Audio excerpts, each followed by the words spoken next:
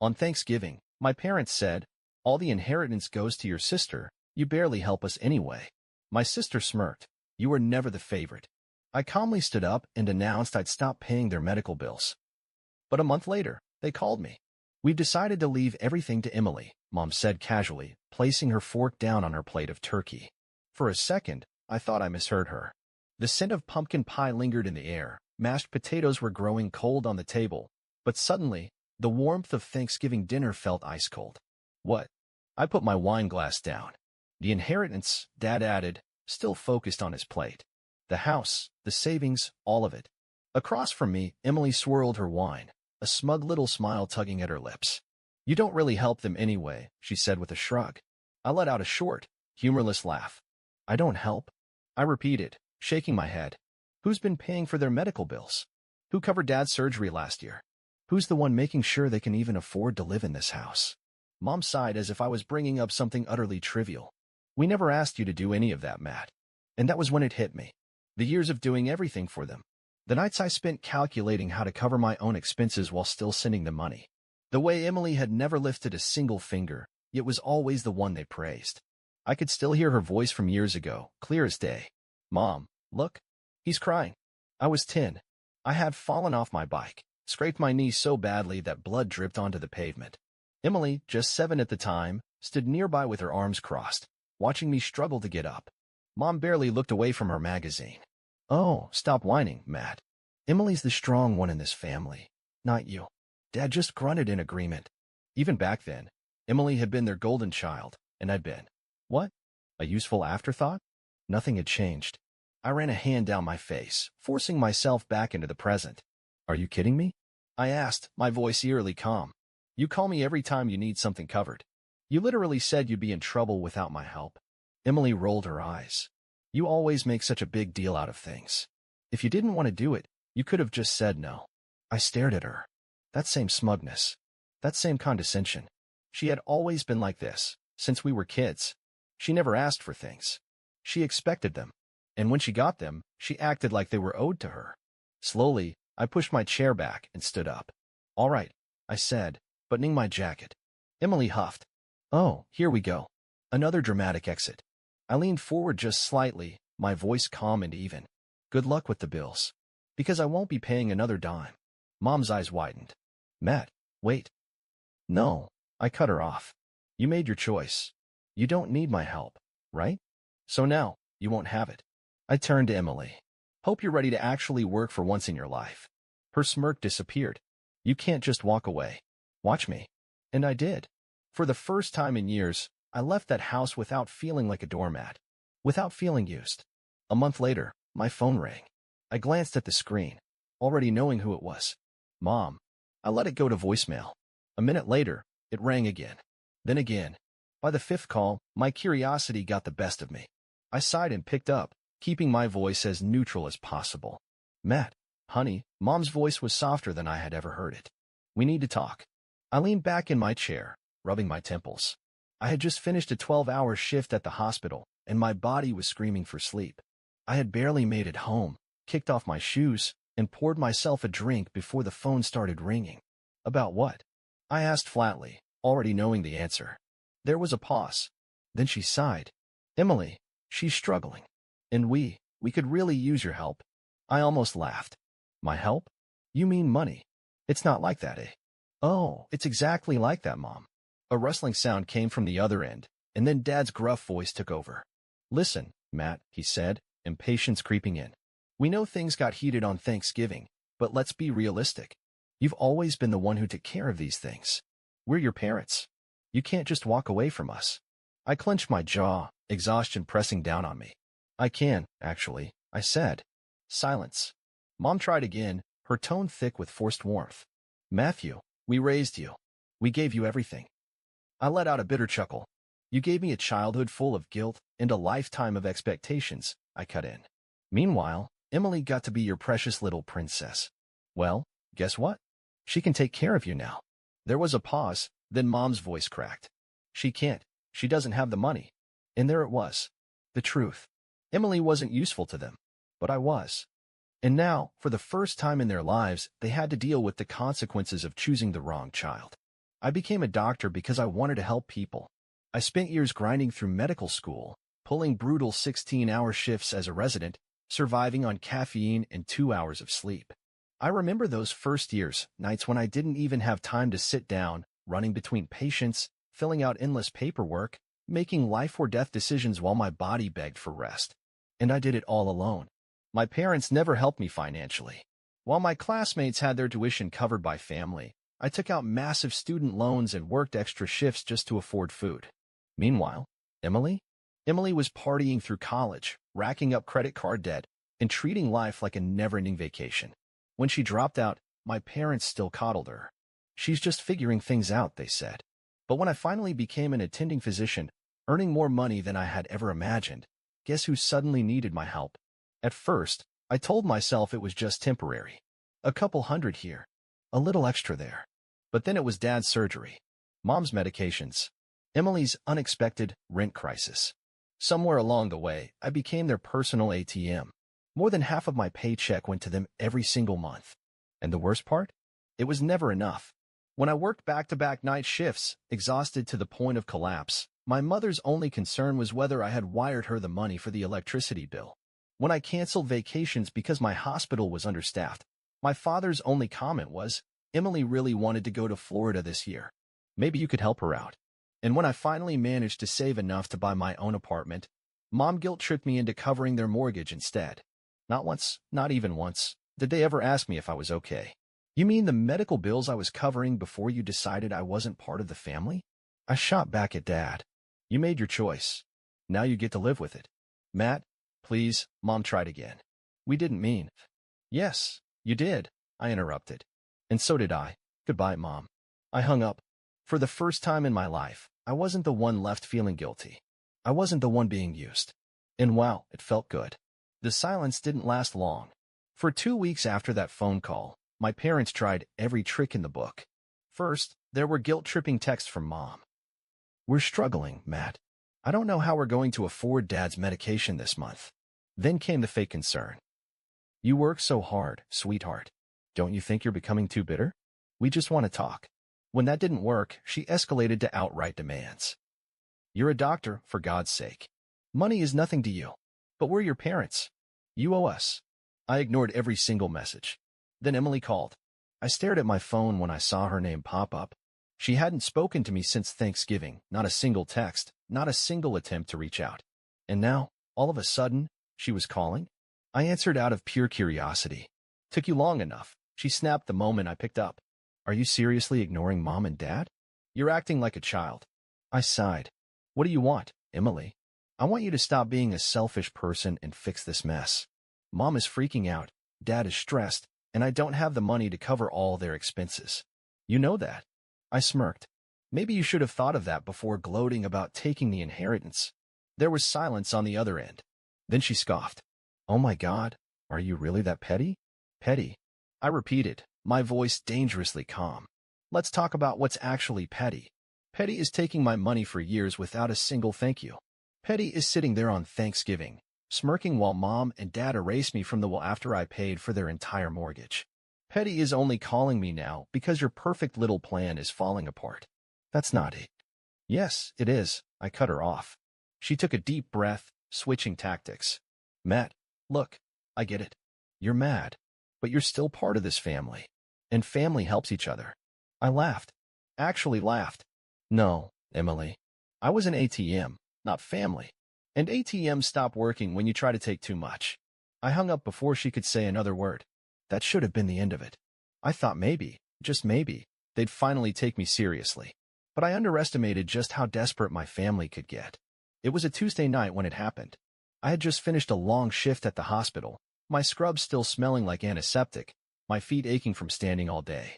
I was exhausted, barely keeping my eyes open as I pulled into the parking garage of my apartment complex. And that's when I saw them. Mom, Dad, and Emily, standing outside my building. Waiting. My grip tightened on the steering wheel. "You've got to be kidding me." I parked and stepped out of the car, keeping my expression unreadable. "Matt." Mom rushed toward me like nothing had happened, reaching for my arm. I took a step back. "What are you all doing here?" I asked coldly. "We need to talk," Dad said, his tone clipped. No, we don't. I walked past them, heading straight for the entrance. Matthew. Mom's voice rose in frustration. This is serious. I turned around, folding my arms. Fine. You have 2 minutes. Mom glanced at Dad, who sighed heavily before speaking. Look, we may have been a little harsh on Thanksgiving. I raised an eyebrow. A little. All right, fine, Mom cut in. We should have been more appreciative. But we didn't think you'd react like this. Emily scoffed. Yeah, you're acting like a total opera character. I clenched my jaw. Then why are you here? Emily? If I'm being so dramatic, why do you suddenly care? She shifted uncomfortably. Mom sighed. Matt, honey, we can't do this without you. We're behind on the mortgage. Your father's medication costs are piling up. And Emily is Let me guess, I interrupted. Emily is struggling. Silence. I let out a bitter laugh. You all thought I was bluffing, didn't you? I shook my head. You thought I'd cave, like I always do. You thought I'd feel guilty enough to come running back, wallet in hand. Well, guess what? I meant what I said. I'm done. Mom's expression hardened. So that's it? You're just abandoning your family? No, I said. You abandoned me years ago. I'm just finally accepting it. Dad's face darkened. You're being selfish, Matthew. Am I? I stared him down. Because if I were really selfish, I would have stopped funding this family years ago. If I were really selfish, I wouldn't have drained half my paycheck every month so you could keep this house. If I were really selfish, I would have let you deal with your own mess instead of cleaning it up for you over and over again. Emily crossed her arms. Jesus, Matt, enough with the martyr act. I turned to her, eyes burning. You know what, Emily? I almost feel bad for you. You've never had to work for anything in your entire life. And now, for the first time, you're realizing that money doesn't just fall into your lap. And you hate it. She glared at me, but said nothing. Mom shook her head. You'll regret this, Matt. I exhaled slowly. No, Mom. For the first time in my life, I really don't think I will. I turned and walked into my building, shutting the door behind me. They didn't follow. It took exactly 1 month for everything to start falling apart. At first, they acted like they were fine without me. Mom sent passive-aggressive texts about how they were figuring things out and that Emily was stepping up. I ignored them. Then, the reality check hit. One evening, as I was finishing up at the hospital, I got a message from a number I didn't recognize. Emily, you happy now? I stared at the screen. Emily, Mom and Dad had to sell the house.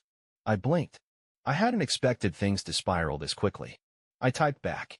Me, and why exactly is that my problem? Her response came fast. Emily, because you caused this. If you had just helped like always, they wouldn't be in this mess. I exhaled sharply, running a hand down my face. They really thought I was the bad guy here. A week later, I found out the details. Mom and Dad had completely drained their savings keeping up with the mortgage after I cut them off. Bills were stacking up. Dad's medications, overdue utilities, property taxes. Emily, despite all her bragging, couldn't afford a single thing. And since they had zero backup plan, they were forced to sell the house just to stay afloat. I got this information not from them, but from Uncle Robert, Mom's older brother. You did the right thing, kid, he told me over the phone. Your folks have been reckless with money for years. They were just using you as a safety net. So where are they now? I asked. Some cheap rental in town. Now that the inheritance is gone, Emily's really losing it. I smirked. Of course she was. For the first time in her life, she was actually facing consequences. Emily's breakdown. 2 days later, Emily showed up at my apartment. I barely had time to react before she barged in like she owned the place. You ruined everything, she shrieked, throwing her purse onto my couch. I leaned against the kitchen counter, crossing my arms. Hello to you too. Don't start, she snapped. Do you have any idea what you've done? Mom and Dad had to move into some disgusting rental because of you. The inheritance is gone. And, I said flatly. Emily's face turned red. And, we had a plan. Mom and Dad would leave everything to me, and she stopped herself, her lips pressing together. I raised an eyebrow. You would, what, Emily? Silence. I suddenly understood. Oh my God, I laughed. You thought you'd get the house and then sell it for cash, didn't you? Her expression gave her away. That was exactly her plan. She never wanted the house for sentimental reasons. She wanted a quick payday. And now that it was gone, she had nothing. Get out of my apartment, I said, suddenly exhausted. Matt. I said get out. She glared at me, grabbing her purse. You think you're better than us just because you have money? You're selfish, Matt. You're just like those rich snobs you work with. I let out a slow breath, shaking my head. No, Emily. I worked my ass off for this. I built my life from nothing while you sat around waiting for handouts. And I'm done letting you treat me like an ATM. For the first time, she had nothing to say. I opened the door, and after a long moment, she stormed out. Mom's final plea. A few days later, it was Mom's turn. She called while I was on my lunch break at the hospital. Maddie, she started, her voice thick with fake sweetness. What do you want, Mom? She sighed dramatically. This isn't easy for us, you know. We lost the house. We have nothing. Don't you feel even a little guilty? I took a bite of my sandwich. Nope. Silence. Then came the real reason for her call. Listen, honey, I was thinking. Your apartment is so big. And it's just you living there. Maybe your father and I could stay with you for a little while? Just until we get back on our feet. I nearly choked on my food. Absolutely not. Her voice sharpened. Matthew, don't be ridiculous. Mom, I cut her off. You made your choice. Now you live with it. She let out a strangled noise. How can you be so cruel to your own parents? Cruel? I repeated. You used me for years. You lied to me. You let Emily walk all over me, and you never once had my back. And now, you expect me to take you in. We're your family. No, I said. I was just a paycheck to you. And now the money's gone. So is your interest in me. Silence. Then she started crying. But I didn't feel guilty. Not this time. Goodbye, Mom. I hung up. Freedom. It took years, but I was finally free. No more covering their mortgage. No more paying off Emily's debts. No more constant guilt, manipulation, or fake love that only lasted as long as my bank account was open to them. For the first time in my life, my money was mine. I finally started putting away real savings. I traveled. I took time off work without feeling like I was throwing my family into crisis. And most of all, I felt lighter. They had drained me for years. Now, they were learning what it meant to live without me. And honestly, I didn't miss them at all. It's been 6 months since I cut them off. 6 months of silence. 6 months of peace. For the first time in my life, I had control over my own money, my own choices, my own future. No more guilt-tripping texts, no more desperate phone calls, no more feeling like I owed them my entire existence just because we shared DNA. And you know what? I thrived without them. A life without chains. At first, it felt strange. For years, I had structured my life around their needs. My paycheck was never really mine. There was always another bill, another emergency, another Matt, we need you. So when I finally had financial freedom, I didn't even know what to do with it. I remember sitting in my apartment one night, staring at my bank account. For the first time in years, it wasn't drained by the middle of the month. I had savings. Real savings. And that's when it hit me. I could finally live for myself. So I did. I finally took that vacation I had always put off. A full 2 weeks in Italy, eating my way through Rome, drinking wine in Tuscany, hiking in Cinque Terre. I upgraded my apartment. Furnished it the way I wanted. I cut back my hours at the hospital, actually giving myself time to breathe instead of working myself into exhaustion just to keep my family afloat. I was happy, and most of all, I didn't miss them. The final attempt. One night, after a long shift, I was getting ready for bed when my phone buzzed. A number I didn't recognize. I almost ignored it, but something told me to check. It was a message. Emily. Matt, please call me. It's important. I stared at the screen, debating whether I should even bother. Finally, I sighed and typed back. Me, what do you want? A few minutes passed before she responded. Emily, Mom's in the hospital. I felt nothing. Not shock. Not fear. Not even sympathy. Just exhaustion. I typed back. Me and Emily and she's sick, Matt. You're a doctor. You should care. I sighed. Me. I cared for years, Emily. I paid for everything. I kept you all afloat while you did nothing. And now, after months of silence, you suddenly want my help again? No response. I didn't expect one. And I didn't text again. Choosing myself. I never found out what happened to Mom. Not because I didn't have the resources to check, but because I chose not to. I chose me. And for the first time in my life, I didn't feel guilty about it. Because here's the thing. I spent years setting myself on fire to keep them warm. And they never appreciated it. They took and took until I had nothing left to give. And when I finally said no, they turned on me. So now, they could live with their choices. And I would live with mine. A life without them. A life where I finally came first. And honestly, it was the best decision I ever made. Final update, answering your comments. Hey everyone, I just wanted to come back and say thank you for all the support and advice. I honestly didn't expect this to blow up the way it did, but reading through your comments really helped me process everything. To those of you who shared similar experiences, you are not alone. Cutting off toxic family is never easy, but sometimes it's the only way to take back control of your own life. Did I do the right thing? A lot of people asked if I feel guilty, if I regret my decision. And the honest answer? No, not even a little. For years, I gave and gave while they took everything without a second thought. They made it clear that they didn't value me as a son or a brother, just as a wallet. And the second I stopped giving, they turned on me.